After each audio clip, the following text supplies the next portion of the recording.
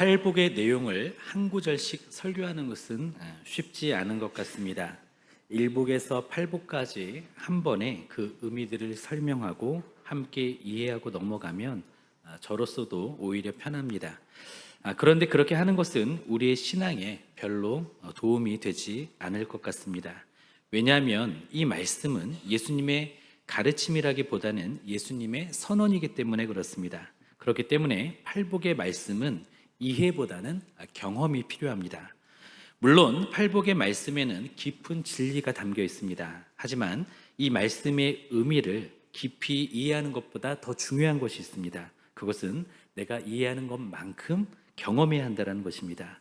이 말씀이 요구하는 영적인 상태를 우리가 일일이 겪어야 한다는 것이죠. 지금까지 팔복 중에 두 가지를 함께 나누었습니다. 심령이 가난한 자는 복이 있나니 천국에 그들의 것이며, 가난한 심령을 겪으셨습니까? 애통하는 자가 복이 있나니 그들이 위로를 받을 것이며, 영혼의 진통을 통해서 애통하는 기도를 해보셨습니까? 또 한 가지 고민이 있습니다. 우리가 팔복의 말씀을 한 주씩 펼쳐서 적용하고 넘어간다고 해도 과연 한 주의 시간이 충분한가 하는 것입니다. 그것을 생각해 본다면 현재의 우리의 기도의 분량으로는 충분하지 않은 것 같습니다. 그래서 세 번째 복에 대해 나누기에 앞서서 여러분들에게 제안을 하나 드려볼까 합니다. 적어도 팔복의 내용들이 끝날 때까지 작정 기도를 해보시면 어떠실까요? 말씀의 실천을 위해서 기도로 씨름을 해보시는 것은 어떨까요? 이 말씀을 경험하고 이 말씀을 겪기 위해서 매일 4시간, 5시간의 기도도 불사하고 주님께 매일 기도를 결단을 하시는 것은 어떨까요? 물리적으로는 시간이 안 된다고 말하시는 분들도 있으실 겁니다.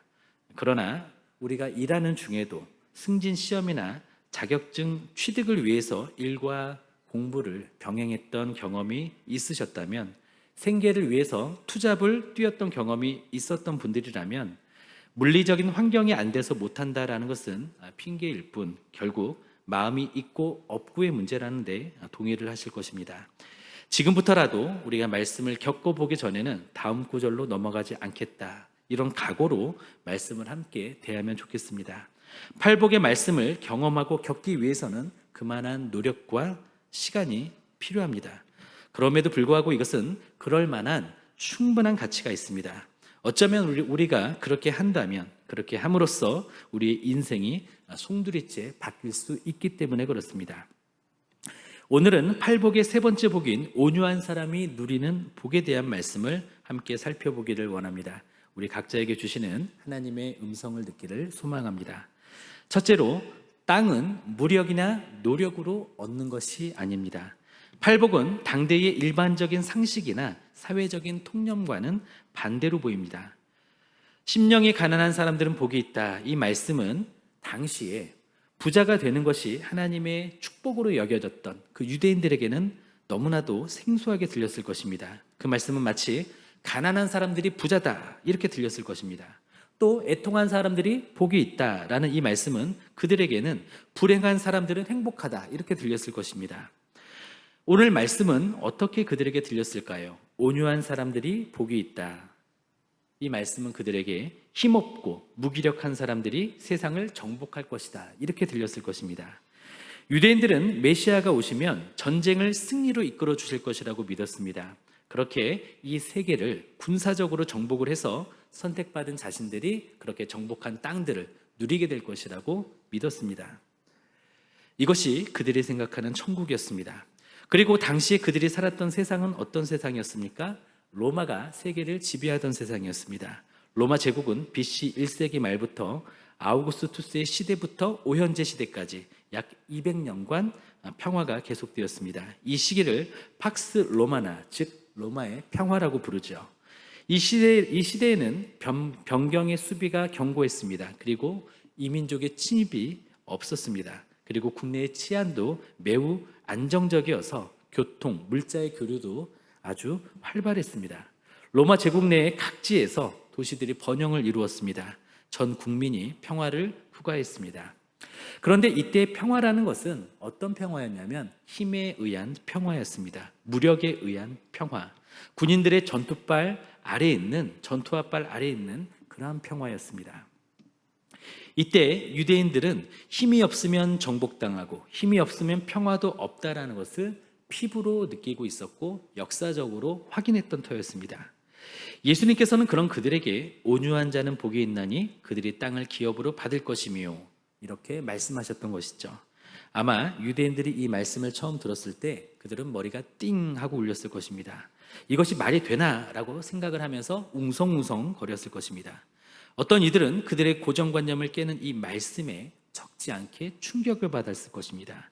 온유한 자만이 땅을 물려받을 것이다 라는 예수님의 이 말씀, 이것은 하나님의 백성과 세상의 사람들이 본질적으로 얼마나 다르다라는 것을 확연하게 보여주는 말씀이기도 합니다. 그리스도에는 어떤 사람들입니까? 새로운 사람입니다. 새 피조물입니다. 전혀 다른 나라에 속해 있는 사람들입니다. 이 말씀은 그것을 보여줍니다. 오늘날에도 세상은 온유하고 유순한 사람을 좋게 말하지를 않죠. 온유한 사람을 소심하고 자존심이 없고 대가 약하고 줏대가 없는 것으로 평가하기도 합니다. 뿐만 아니라 나약하고 겁이 많고 만만한 사람으로 생각합니다. 그러나 온유는 무엇입니까? 무력한 것이 아닙니다. 무기력한 것이 아니라 통제된 힘을 우리는 온유라고 부릅니다. 분노를 억제하고 자기 힘을 과시하지 않고 당연한 권리도 주장하지 않는 것, 오히려 다른 사람들의 이익을 자신의 이익보다 우선시하는 사람들이 온유한 사람입니다. 참 좋은 의미이죠. 그럼에도 이런 말씀은 경쟁을 해야 하고 숨가쁘게 살아야 하는 우리들에게는 참 매력이 없는 말씀으로 들립니다. 우리의 기대와는 달리요, 성경은 우리가 인생을 잘 살 수 있도록 안내하는 매뉴얼이 아닙니다. 성경은 우리가 성공할 수 있도록 도와주는 비법서도 아닙니다. 성경은 하나님은 창조주이시고 우리는 피조물이라는 것을, 그 관계를 알려주는 말씀입니다. 또한 성경은 하나님은 모든 피조세계의 주인이시고 모든 피조세계는 하나님께 순종해야 된다는 것을 알려주죠. 그리고 계속해서 피조물 중에 걸작으로 만드신 사람이 있는데 사람이 불순종함으로 그 사람의 청지기직이 상실이 되고 그 자신과 그가 관리하던 모든 피조세계가 고통을 받게 되었다는 것을 말씀합니다. 사람이 하나님의 나라에 들어가기 위해서는 하나님의 독생자이신 예수 그리스도의 복음만을 믿음으로써만 가능하고 믿지 않는 사람에게는 영원한 심판이 있다라는 것을 성경은 말씀합니다. 그리고 예수 그리스도가 세상에 다시 오실 때에 하나님의 나라는 온전히 임할 것이라고 우리에게 말씀해 주십니다. 물론 성경에는 인간 관계에 대한 지혜가 있습니다. 성공에 대한 지혜도 있습니다. 건강에 대한 지혜도 들어 있습니다. 그러나 그것은 은혜의 부산물들이지 핵심은 아니라는 것이죠. 다시 본론으로 돌아와서 온유한 사람은 땅을 기업으로 받을 것입니다. 그것은 세상의 관점과는 너무나도 다른 것입니다. 유대인들은 무력과 전쟁으로 땅을 얻으려고 했죠. 현대인들인 우리들은 노력과 경쟁으로 땅을 얻으려고 합니다. 그런데 예수님은 무엇이라 말씀하시죠? 온유한 자가 땅을 기업으로 받을 것이다 라고 말씀하십니다. 온유한 사람은 땅을 기업으로 받을 것입니다. 이것은 예나 지금이나 혁명적인 내용이 됩니다. 이 구절은 승리가 온유한 사람에게 주어진다라는 사실을 말씀하고 있는 것이죠. 그 온유한 사람은 어떤 사람입니까? 하나님 앞에 너무 작아서 교만해질 위험이 없는 사람이 온유한 사람입니다. 그리고 온유한 사람은 궁극적으로 장차 천국에서 그리스도와 함께 공동 상속자가 되어서 그분과 함께 하나님의 나라를 다스리게 될 것입니다. 그뿐 아니라 이 땅 위에서의 삶에서도 영향력 있는 위치에 설 수 있습니다. 그런 사람들은 진실하고 겸손하게 권위를 행사할 수 있기 때문에 하나님은 온유한 사람을 세워주시는 것이죠. 그리고 온유한 사람은 항상 만족을 얻는 사람입니다. 그는 이미 만족하고 있는 사람입니다. 사도 바울은 온유한 사람을 잘 표현했습니다. 아무것도 가지지 않은 자 같으나 모든 것을 소유한 자가 온유한 자다.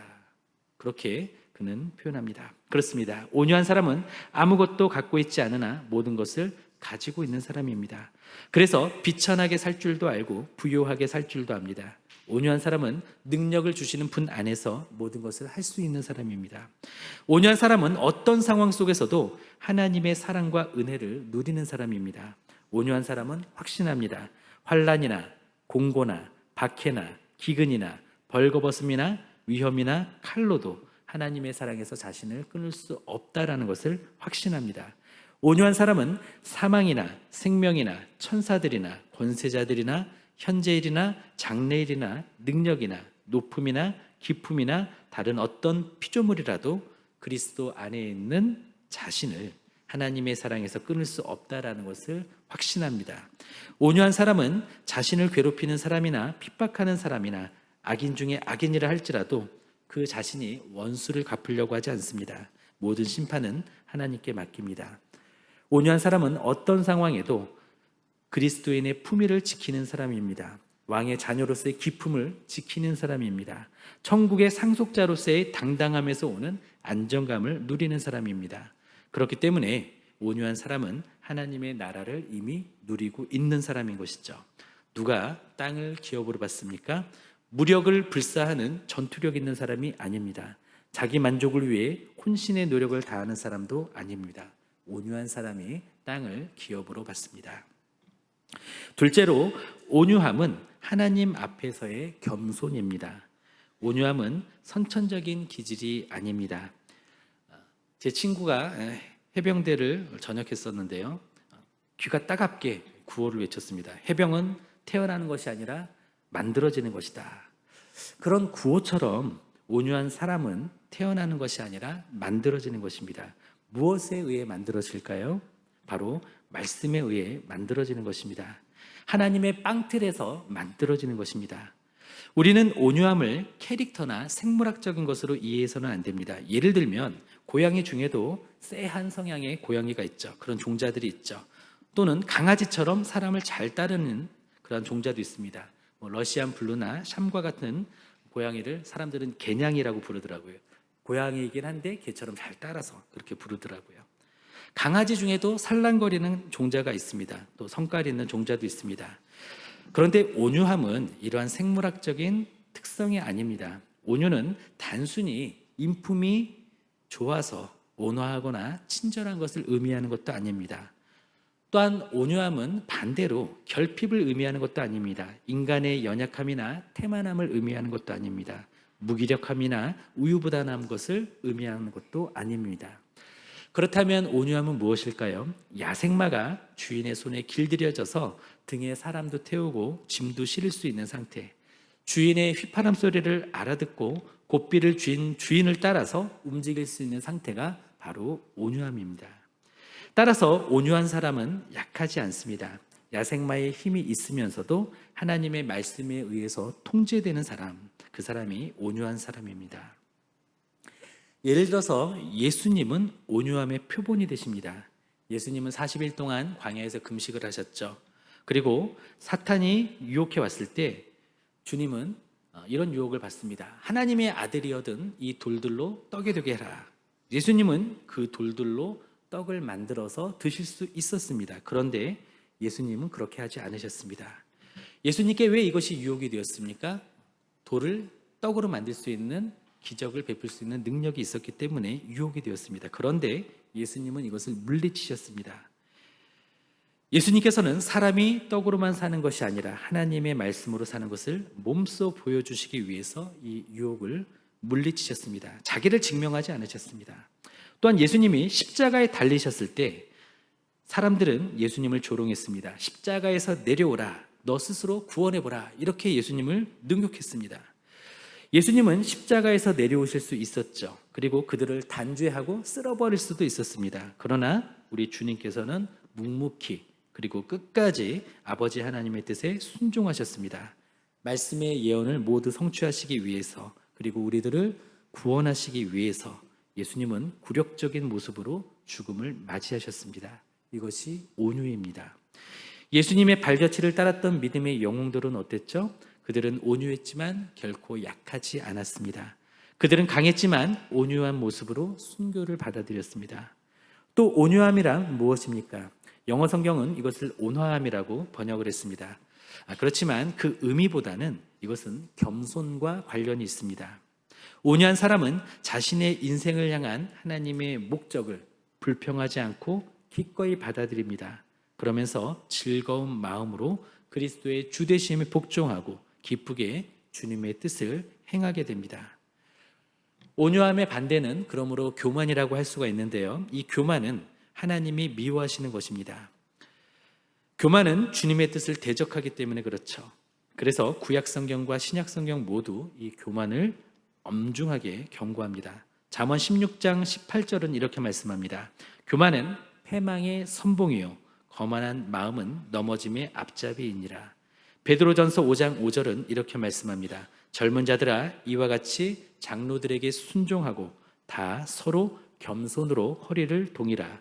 하나님은 교만한 자를 대적하시되 겸손한 자들에게는 은혜를 주시느니라. 하나님은 교만한 사람들을 심판하십니다. 그들을 대적하십니다. 교만은 자신을 높여서 하나님의 자리에 나란히 서려 하는 것이기 때문에 그런 것이죠. 또 교만은 하나님의 고유한 일과 권위에 도전하는 것이기 때문에 하나님은 교만한 사람을 심판하실 수밖에 없는 것입니다. 교만한 사람은 우선적으로 하나님의 뜻을 받아들이지 못하죠. 그저 자기 자신을 드러내기에 바쁩니다.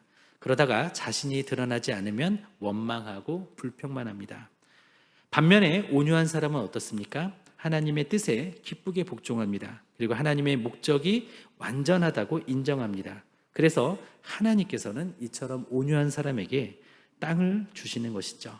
만일 여러분들이라면 누구에게 중요한 일을 맡기고 특혜를 주시겠습니까? 다른 사람 말은 듣지도 않고 항상 자신이 더 잘 안다고 말하는 사람, 교만한 사람, 그리고 자기 주장이 강한 사람에게 중요한 일을 맡기시겠습니까? 아니죠. 이와 마찬가지로 하나님도 자신의 뜻에 복종하는 사람들에게 하나님의 중요한 일들을 맡기십니다. 하나님의 유업들을 나누십니다. 하나님과 함께 다스릴 사람들은 바로 온유한 사람들인 것이죠. 온유함은 하나님의 말씀에 길들여지는 것입니다. 온유함은 하나님의 주권 앞에서 겸손한 모습으로 나타납니다. 우리는 하나님의 말씀에 길들여진 사람입니까? 그러한 상태에 있습니까? 우리는 하나님의 주권 앞에서 겸손히 순종하는 사람들입니까? 셋째로, 온유는 사람 앞에서의 겸손입니다. 온유는 사람 앞에서도 우리를 겸손하게 합니다. 온유의 원어는 프라우스입니다. 이것은 점잖은, 겸손한, 사려 깊은, 예의 바른, 절제를 행하는 것, 그러한 뜻을 가지고 있습니다. 이것은 하나님을 향한 태도일 뿐만 아니라 사람을 향한 태도에서도 그대로 나타나야 합니다. 로이드 존스 목사님은 이 겸손한 태도, 온유한 태도가 다른 사람들에 대해서도 나타나야 된다는 것을 강조합니다. 그분은 이렇게 표현합니다. 하나님 앞에서 자신에게 솔직해져서 우리가 하나님 보시기에 죄인임을 인정하는 것은 비교적 쉽습니다. 하지만 다른 사람들이 나에 대해 그렇게 말하도록 허용하는 것은 얼마나 어려운지요.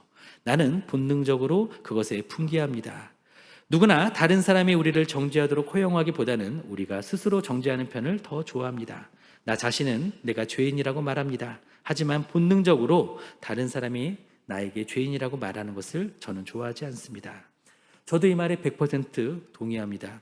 우리가 사람 앞에서 온유하다라는 것은 겸손 그 이상인데요. 그것은 단순히 자신을 낮추는 것일 뿐만 아니라 굴욕적인 감정이 들어도 그것을 인정하며 겸손히 받아들여야 하는 것이기 때문에 그렇습니다.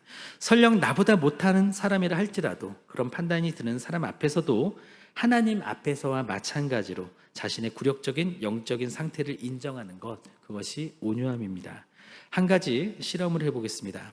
하나님의 은혜를 곡으로 잘 표현한 찬송가가 있습니다. 우리 찬송가 305장을 한번 찾아볼까요? 바로 Amazing Grace라고 알려져 있는 나 같은 죄인 살리신 찬송입니다. 우리 이 찬송을 1절을 한번 불러보겠습니다. 305장입니다. 나 같은 죄인 살리신 주인의 놀라와 잃었던 생명 찾았고 광명을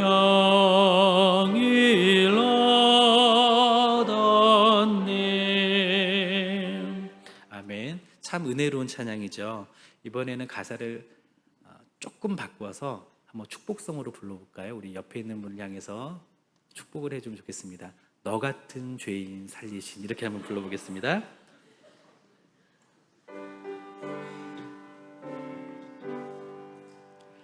너 같은 죄인 살리신 주의 놀라와 잃었던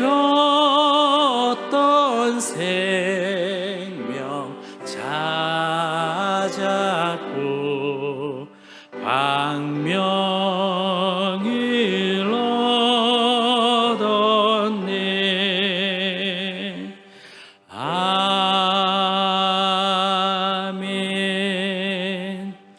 여러분 은혜가 되었습니까? 참 우리말은 아다르고 어가 다르죠. 나 같은 죄인 살리신 하면 받아들여지고 은혜가 되는데, 상대방이 나에게 너 같은 죄인 살리신 하면은 그런 생각이 들지 않습니까? 아, 그래도 내가 당신한테 이 말을 들을 건 아니지 라는 생각이 들지 않습니까?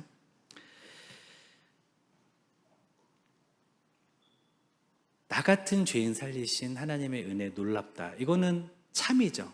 누가 말하든 맞는 말이죠. 내가 말하든 상대방이 말하든 내가 모르는 사람이 말해도 이것은 맞는 말입니다. 그런데 내가 나를 인정하는 것은, 하나님 앞에서 인정하는 것은 받아들여지는데, 다른 사람이 나에게 그렇게 하는 것은 마치 굴욕을 당하는 것처럼, 모욕을 당하는 것처럼 느껴질 때가 있다는 것입니다. 왜일까요? 우리가 아직 온유하지 않기 때문일 것입니다. 온유함이 없는 곳에는 이와 같은 위선이 있습니다. 온유함은 무엇입니까? 역시 로이드 존스 목사님의 표현을 빌리자면, 온유함은 본질적으로 자신에 대한 참된 견해이다. 그러니까 이것은 바뀌지가 않죠. 내가 나를 그렇게 인정하든 다른 사람이 나를 그렇게 알게 해주든 그 견해를 보여주든 마찬가지죠. 하나님 앞에서 나의 모습이나 사람 앞에서 나의 모습은 동일해야 되는데, 하나님 앞에서는 머리를 조아리지만 사람 앞에서는 고개를 뻣뻣이 드는 우리의 모습, 참으로 위선적입니다. 이 온유함이라는 것은 하나님과의 관계에서도 필요합니다. 그렇지만 다른 사람과 관련된 태도에서도 행동으로 나타나야 됩니다. 이 온유함은 자신이 다른 사람을 대할 때 온순하고 겸손하고 민감하고 인내심 있게 만들어줍니다. 온유한 사람은 자아의 모든 욕망의 형태에서 해방된 사람입니다. 자기 관심, 자기 자만, 자랑, 자기 보호, 자기 감수성, 다른 사람들이 자기에게 반대하고 있다라는 생각, 자아를 보호하고 자아를 영화롭게 하는 그런 욕망에서부터 자유로운 사람, 이런 사람이 온유한 사람입니다. 그렇기 때문에 온유한 사람은 자기를 자랑스럽게 여기거나 자랑하지 않습니다. 자기에게는 자랑할 만한 것이 없다라는 것을 알기 때문에 그렇죠. 온유한 사람은 자기를 주장하지 않습니다. 자기 이익을 살피거나 방어적인 태도를 취하지도 않습니다. 온유한 사람은 자기 자신에 대해 민감해하지 않습니다. 이런 민감함은 타락의 결과로 찾아온 저주 중에 하나입니다. 온유한 사람은 자기 연민에 빠지지 않습니다. 자기를 지나치게 불쌍하게 여기지 않습니다. 온유한 사람은 또 선을 행하다가 고난을 당해도 그것을 받아들이고 참습니다. 온유한 사람은 누구에게나 들을 자세가 되어 있습니다. 설령 자타가 공인하는 흉악한 범죄자가 나의 잘못을 지적한다고 해도 그의 말이 맞다면 그것도 하나님께서 들려주는 음성이라고 생각을 하고 회개를 합니다. 그리고 온유한 사람은 자신의 자유와 권리와 바라는 모든 것들을 하나님의 손에 맡기는 사람입니다. 그렇다면 온유한 공동체는 어떤 모습일까요? 온유한 사람의 공동체는 아름다운 음악을 만드는 공동체가 됩니다. 저는 온유함을 템포에 맞추는 것이라고 정의하고 싶습니다. 바로 하나님의 말씀의 템포에 나를 맞추는 것.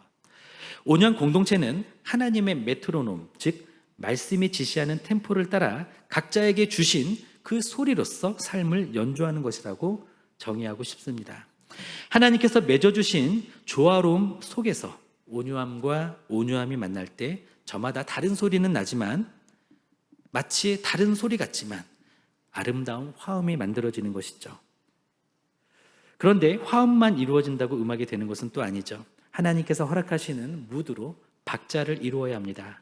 또 박자만 이룬다고 음악이 되는 것이 아니죠. 각자의 음역과 쪼개지는 박은 달라도 반드시 일치해야 하는 것이 있습니다. 그것은 바로 템포입니다. 속도이죠. 온유한 공동체는 각자의 소리와 박자가 있으면서 하나의 템포로 연주가 됩니다. 하나의 템포에 순종하는 사람들, 하나의 말씀에 길들여진 사람들이 바로 온유한 공동체가 되는 것입니다. 그러한 공동체에는 언제나 아름답고 풍성한 찬양이 넘칩니다. 그러면 우리는 어떻게 해야 온유해질 수가 있을까요? 바로 팔복을 지속적으로 복습하면 됩니다. 우리가 온유해지기 위해서는 먼저 가난한 심령이 되어야 합니다. 그리고 애통하는 기도가 있어야 합니다. 우리 심령이 가난해지지 않고는 우리는 절대로 온유해질 수가 없습니다. 자신이 악하고 처절한 죄인이라는 사실에 애통해보지 않고서는 우리는 온유해질 수가 없습니다. 자신의 참혹한 실체를 보고 애통해하는 사람만이 겸손해질 수 있기 때문에 그렇습니다. 자신의 실체를 보고 애통하는 기도를 하는 사람만이 온유해질 수가 있습니다. 바라기에 우리 모두는 가난한 심령으로 애통하게 부르짖는 사람이 되어서 땅을 기업으로 받는 온유한 사람이 되시기를, 그리고 성도다운 성도가 되시기를 예수님의 이름으로 축원드립니다. 기도하시겠습니다.